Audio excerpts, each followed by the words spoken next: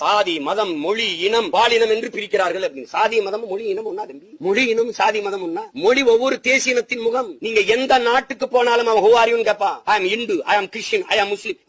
இதெல்லாம் my identity, இதெல்லாம் என்னுடைய அடையாளம். இதல்ல ஐ அம் தேவர், ஐ அம் நாடார், ஐ அம் கோனர். சாதி மதம் அல்ல. நான் பிரெஞ்சு, ஐ அம் இங்கிலீஷ் தான், ஐ அம் பிரிட்டிஷ் கிடையாது, ஐ அம் கிறிஸ்டியன் கிடையாது. இங்கிலாந்துல அயர்லாந்து பிரிஞ்சு போனது இன்னைக்கு பிரிவினையா? பிரிக்கிறார்களா இல்ல விடுதலை போராட்டமா? உன் மொழி இங்கிலீஷ், என் மொழி ஐரிஷ், உன் மொழி உருது, என் மொழி வங்காளம். அப்படிதானே பாகிஸ்தானத்து மக்கள் அது பிரிஞ்சு. இதை போய் நீ விடுதலை போராட்டத்தை பிரிவினைங்கிற? சிங்களன் இருந்து தனிநாடு நாங்க கேட்டது பிரிவினை வாதமா விடுதலையா? எப்படி சொல்லுவ? அவன் சிங்களன், நான் தமிழன், எனக்கு ஒரு தாயகம் வேணும்னு நான் என் மொழி வழியே தேசிய இனங்கள் நிலங்கள் சாதிய மதத்தையும் மொழி இனத்தோடு ஒப்பிடுவதே அடிப்படை பயிற்சிக்கிறதனம். உலகெங்கும் மொழியின் அடிப்படையில் தான் அரசியல் கட்டமைக்கப்பட்டிருக்கு. உலகெங்கும் வரலாற்றை படிக்கும் வரலாறு நெடுக்குவாங்க தம்பி. இந்தியாவில் மொழி வழி மாநிலங்கள் பிரிக்கப்பட்டிருக்கா, சாதி மத வழியா பிரிக்கப்பட்டிருக்கா? மொழி வழியே கொடுக்கிறது மொழிக்கு முன்னுரிமை தானே, இனத்திற்கு முன்னுரிமை தானே. அப்ப அது எப்படி பிரிவினையாகும் தம்பி? ரெண்டு பேருமே இந்து தானே தம்பி. மகாராஷ்டிரால குஜராத்ல வாழ்றேன், எதுக்கு தம்பி தனிநாடு குஜராத்ல இருந்து தனி மாநிலம் கட்டா? நீ மராட்டியா, நான் குஜராத்தி, அதுக்கு பதில் வச்சிருக்கல?